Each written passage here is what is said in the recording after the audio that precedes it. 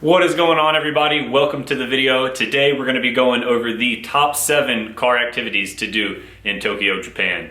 Now, if you've been following my channel for a while, you've probably seen some of these adventures I've been on and some of the things to do around Tokyo.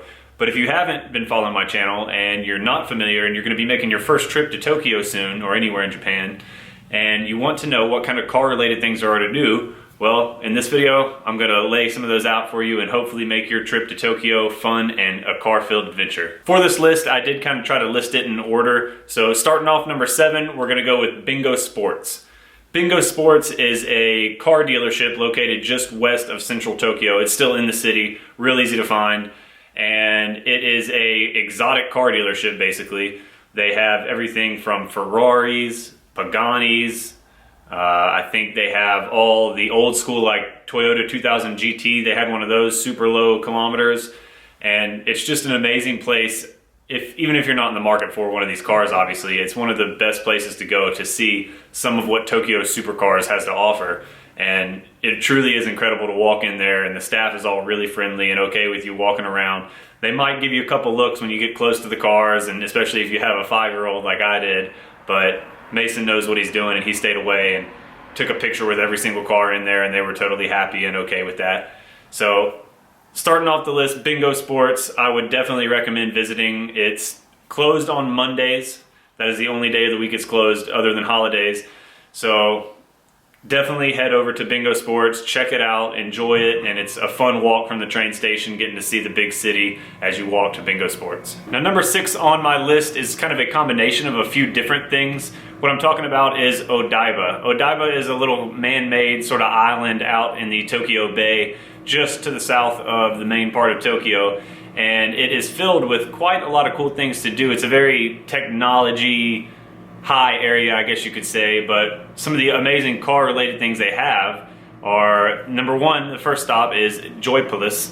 Joypolis is basically a giant indoor amusement park, kind of like a Frankie's Fun Park or something like that if you're from the United States, and it is absolutely amazing. There's tons of stuff to do in there, tons of games, but one of the coolest things about this is their Initial D arcade. They have the full-size actual cars from Initial D in the arcade, and you go and sit in the cars. They have the Toyota 86, they have the Subaru WRX, and they have the RX-7. These things are absolutely amazing. It's like you're almost in the anime cartoon Initial D, and it is so much fun to get in there and drive them. My wife and I both had a blast. It is not kid friendly. My child, I believe, was 4 at the time we went, and he was not allowed to get in them. Just as a heads up if you are planning on visiting with children. And Joypolis is open every day of the week, I think 10 a.m. to 10 p.m. And also on Odaiba, the little island, is the Toyota History Garage, which is a really cool garage. It's totally free to get into, and you just walk through at your own pace and kind of just see some of the history of Toyota and some other Japanese cars as well. But they have lots of stuff on display. Good way to spend a nice hour just looking through and reading about Toyota's history. And then also in the same area, the mall that connects the History Garage also connects to the Toyota MegaWeb. MegaWeb is basically a giant Toyota dealership in a way. The whole first floor is all new Toyota cars and vans and trucks, everything they have just laid out in a showroom that you can get in, you can sit in, you can load up the family in and see how it feels. They also, if you have a driver's license to drive in Japan or an international driver's license, they'll even let you test drive certain Toyota cars. And yes, they do have the Toyota GT86, so that's a nice fun thing to do. On the second level of Toyota MegaWeb, they do have an area that has some history. They had 2 or 3 Toyota GT86s up there that were fully raced out and customized, and some other race cars. Super interesting, a great way to spend a day down in Odaiba. It's so much to do, and you could spend, honestly, the whole day there going to those 3 different places. Moving on to number 5 on my list, what better way to see Tokyo than with a Japanese sports car?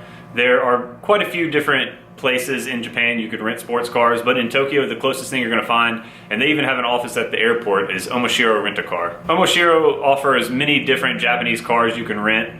I personally went with the R34 GTR because I thought that would be the most iconic car to drive through the streets of Tokyo. But they also have Supras, they have RX-7s, GT86s, tons of things you can rent for pretty affordable prices. You can get the R34 GTR, which is one of their more expensive cars, for only about $150 for 6 hours. Or if you want it for 24 hours, it's around $260. So it's really not that bad of a price compared to how some rent-a-cars are in Japan just for a normal little K car. Now, renting a JDM sports car from Omoshiro kind of fits in with some other things on my list. There are some places that I'll get to in a few minutes that you can't access by the public train system. So it's going to be crucial that you do have a car, and what better way to do it than with an awesome R34 GTR or one of the other mini cars they have to offer at their shop. Number 4 on my list is one of my favorite things to do in Tokyo. It is the Nismo Omori factory, and I'm also going to include with this one the Nissan Global headquarters in Yokohama, just because it's pretty close and can easily be done in the same day or half a day. The Nismo Omori factory is one of those locations that you can't necessarily get to real easily by train. You can take a train most of the way and get off at Namamugi station, and from there it's about a 1.5 miles, maybe 2 mile walk to the Omori factory. And it's kind of through an industrial area, lots of big roads you have to cross over. We did it and we didn't really have a problem, and my son at the time had no issues with the walk. But if you're going and you might have somebody that needs handicap accessible area, you might want to go ahead and rent a car to visit the Omori factory. But once you get there, the Omori factory is absolutely amazing. It's 100% free to get into. They have a shop inside with lots of different Nismo parts for sale. They have wheels, steering wheels, anything you can think of really that's made by Nismo is there for sale in the factory. And then they also have a nice museum along the wall. They have a lot of their cars on display in the showroom. They had the 400R R33 GTR on display when I was there, and some of their other race cars. They very frequently have the Z-Tune out as well, the R34 Z-Tune on display. And then they have a nice big glass wall that you can look back into their shop area and see what all the cars they're working on. There's usually 3 or 4 GTRs in there at a time, and it's a really amazing experience. If you love Nissan at all, you have to make it there and check it out.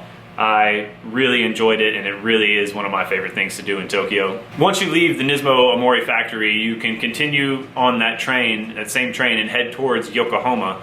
And in Yokohama is the Nissan Global headquarters, which is another free area to get into. You don't have to pay any kind of admission fee. And if you're there, they also have GTRs that you can drive, R35 GTRs, but for that you do have to have a driver's license, and you have to be able to speak Japanese kind of fluently. I wasn't able to speak enough Japanese to do it, but if you're semi-fluent, you might be able to work it out and get to drive an R35 GTR down the street and back. But they do have tons of other cool stuff there, even if you don't plan on driving. They have all the new Nissans on display.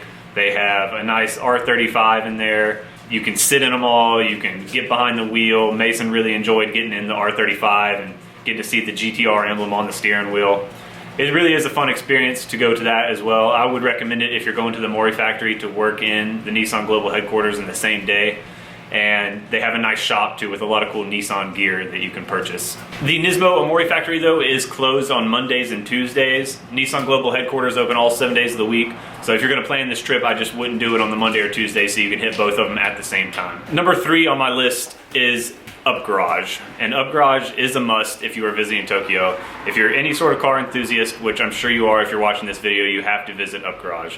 Up Garage is a second-hand parts store in Japan. They have them all over Japan, all the way from Hokkaido down to Okinawa, and it is an amazing store. There are quite a few Up Garages in the Tokyo area. I believe there is an Up Garage Riders, which is more centered towards motorcycles. So if you're not a motorcycle connoisseur, I would not go to Up Garage Riders. I would go to one of the other Up Garages. They have tons of parts, anything you can think of. If you go in there, bring some money because you're definitely going to want to buy something, and you're going to want to ship those parts back to yourself in the States. They have a whole freaking store full of awesome car parts, and you never know what you're going to find when you go in there. It's not the same thing that's on the shelf week in and week out. It's people coming in throughout the week, selling their old stuff, selling stuff they don't need to Up Garage, and Up Garage will give money to those people that sell them the parts. And then Up Garage turns around, fixes some parts and sells those parts at Up Garage, and you still get a really good deal for them too, and it's really nice. I would highly recommend an Up Garage visit if you're in Tokyo or anywhere in Japan. Just get on Google, type in Up Garage, it should pull it up on the maps, and make sure you check to see what day they are closed. I know that most Up Garages, I believe, are closed on Wednesdays, but you might want to check whatever store you're going to go to just to confirm what day they are closed before you make the trip all the way out there just to get disappointed and they're closed. Number 2 on my list is pretty awesome, but it's also one that you're going to have to work for a little bit. Car meets. Car meets are an amazing part of Japan that if you can find, you will absolutely love. They are a bit hard to find sometimes though, because the police force in Japan does try to keep big public meetings like that on the low and try to keep them from happening basically. But you can pretty much guarantee to find a car meet at either Tatsumi parking area or Daikoku Futo parking area on a Friday night, Saturday night, or even Sunday. I would recommend getting there early for these car meets, maybe 7 o'clock, 8 o'clock at night before the police have time to shut them down. And another thing with this is both of those parking areas, you have to use a car. You can't use train to get there, it's not accessible whatsoever. So you're gonna need a car. This is kind of what I was talking about, how it fits into the whole rental car thing. I took an R34 GTR to Daikoku Futo and had an absolute blast. It made the experience that much better. Or you can go rent any type of basic rental car and get there just the same. It is a little bit complicated when you're trying to find these places. You can put them in on Google Maps. You just have to try to follow those Google Maps to the T, because in Tokyo, there's roads on top of roads on top of roads. They have roads that are the expressways that are above ground, and they'll have like a street road under that, and then sometimes under that there's a road underground that shoots under the whole city. So GPS does have a bit of a hard time sometimes trying to show you where to go, and it gets itself confused, and in turn makes you really confused and drive around Tokyo trying to find these places. But if you try to follow that GPS to the T, hopefully it's got you going the right direction and you'll get there and you'll have a great time. But car meets in Japan are like no other. There's so many amazing things out there. There's colorful cars with lights all over them. Tatsumi parking area usually has a little bit more high-end stuff, Lamborghinis, Ferraris, and things like that. Daikoku will have some of that as well, but it's also more of the JDM tuner type cars you're used to thinking of, like GTR, Supras, all that kind of stuff. And also just anything can be there. It's incredible to see what will pull up on a Friday or Saturday night at Daikoku Futo. And I would highly recommend this as something you have to do pretty much every weekend. It has something going on in either of those parking areas. So definitely rent yourself a car and go experience this firsthand, because it's an experience you will not get anywhere else in the world. Last but absolutely not least, number 1 on my list is Tokyo Auto Salon. I put it as number 1 because there's so much more than just Tokyo Auto Salon that goes with this. Tokyo Auto Salon weekend is a huge weekend in Tokyo. The show has so many amazing things to offer itself. There's things from the most amazing cars you've seen, the most customized cars you've seen, to the most clean JDM sports cars you've ever seen. And it's just a huge space. Like, I can't even put into perspective how big this place is. I believe there's 12, I think they call them bays, and it's huge. It's probably 3 bays is probably about a football field, and they have quite a few of those, and it's just huge. You can't take it all in one day. So my first recommendation with Tokyo Auto Salon is go every single day. You can pay extra to have the Friday pass, which not everybody buys. And if you go Friday, I would highly recommend doing that, because you get to see way more stuff. There's way more time, and there's way less people. That's the big thing, is less people on Friday, so you can actually move through and see everything. On Saturday and Sunday, it is so crowded that you are packed in like sardines with everybody else. Still worth going though, because you're not going to be able to see everything on Friday. So definitely Tokyo Auto Salon. Go to the show, enjoy it. There's always events going on at Tokyo Auto Salon. Last year they had Ken Block out there doing drift stuff, and it was really cool. That itself wasn't really enough for me to put Tokyo Auto Salon at number 1, but with everything else that's going on that weekend, it's definitely number 1. During that weekend is the absolute best time to go to a car meet. So this kind of goes back to my number 2. Go to Daikoku Futo on Tokyo Auto Salon weekend. It will be absolutely insane.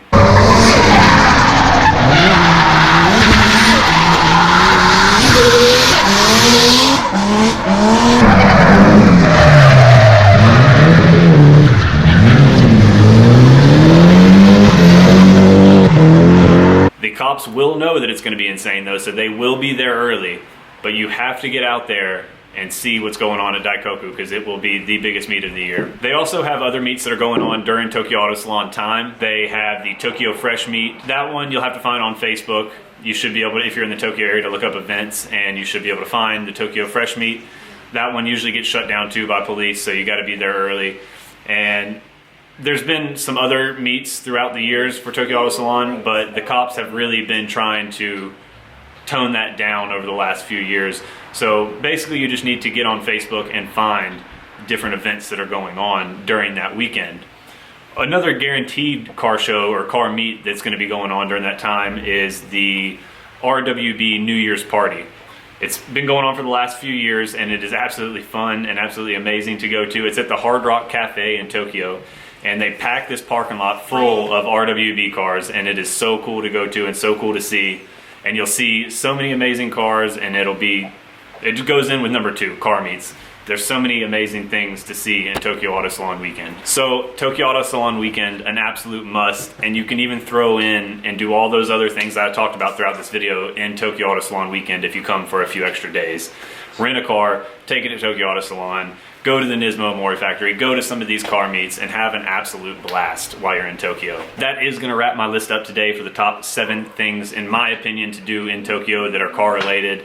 I'm sure some of you might argue this list that have been to Tokyo, but if you haven't been to Tokyo, follow my list and you will have a great week in Tokyo seeing amazing car things. Now, I will be moving back to Japan hopefully next year, and I will redo this next year with more stuff and add it in different cities and different things to do. There's tons of things close to Tokyo you can do.